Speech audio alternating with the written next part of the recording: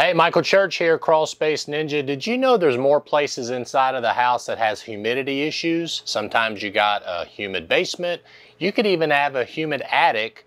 But what if it's hard to get a dehumidifier access into those spaces? We actually had that situation in one of our office spaces where we were trying to make sure that the humidity was under control.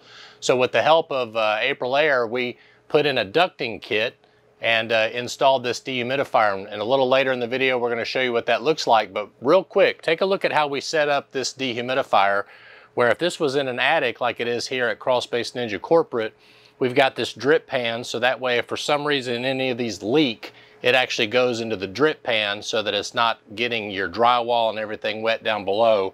And then this thing is running good, it's ducting the dry air into one part of the crawl space while pulling the moisture into the other. We're also using the new Aprilaire Wi-Fi thermostat, the S86W. This is a great product, easy to install. Watch this video to learn more, and we're going to make this available as a kit on our DIY store if you want to install this yourself.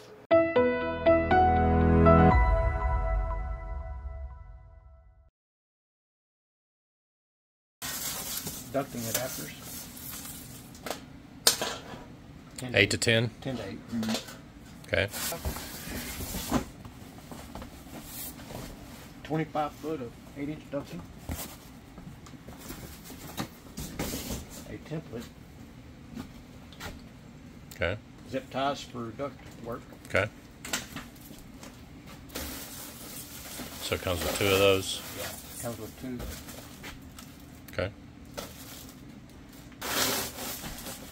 And we sell this online? Yeah, we sell a couple of them. Here. Cool. Yeah. On the side. So when you screw that in, it gives you about an inch and a quarter of depth. Oh, okay. So like if we were to go through the OSB, right, versus, you know, the sheetrock and the OSB stacked together, right, that'd be about perfect. Okay. But considering we're going to go just on sheetrock, it'll adjust itself to it. Oh, okay. Yeah, because it flips out and just... It did show that in that picture. This is Alex from Aprilaire. Alex, tell us why we have a collar that goes from 10-inch to 8-inch on a dehu ducting system. Sure. So when you're ducting one of these units, on the dehu itself, you'll have a 10-inch collar. All right. So you're going to go from a 10, which is here, to an 8-inch. And the reason why we have the 8-inch is for the flex. So what we're doing is the CFM that's coming out of the dehu is going to get forced through that ductwork, through that flexible line.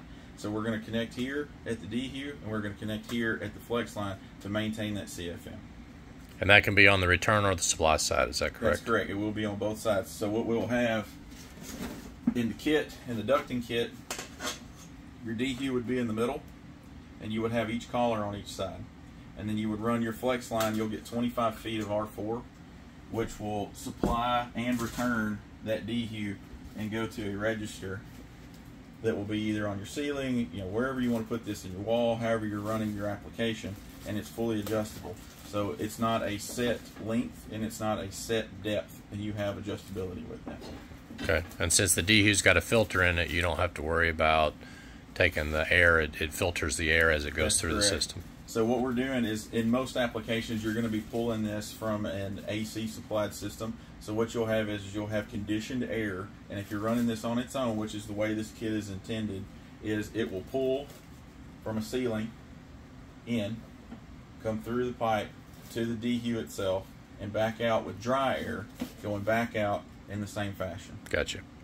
And what's the recommended distance between the supply and the return?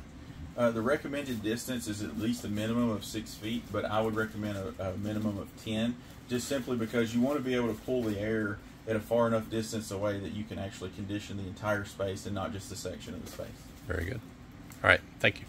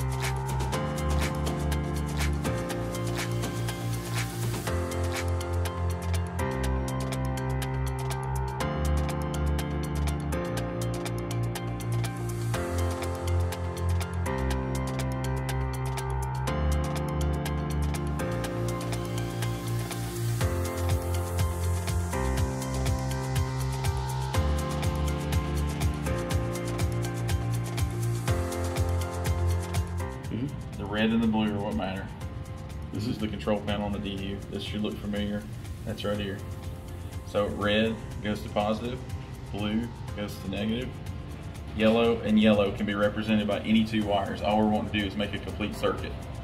So in this case, we're going to use green and yellow because that's all we have available.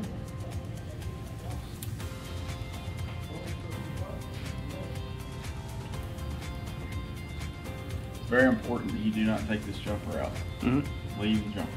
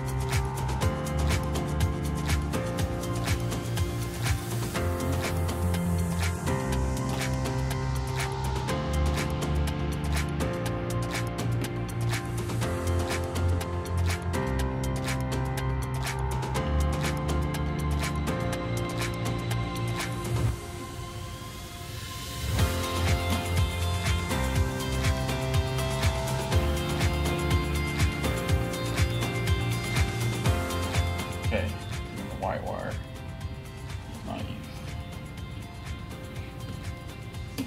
Cool, that's it.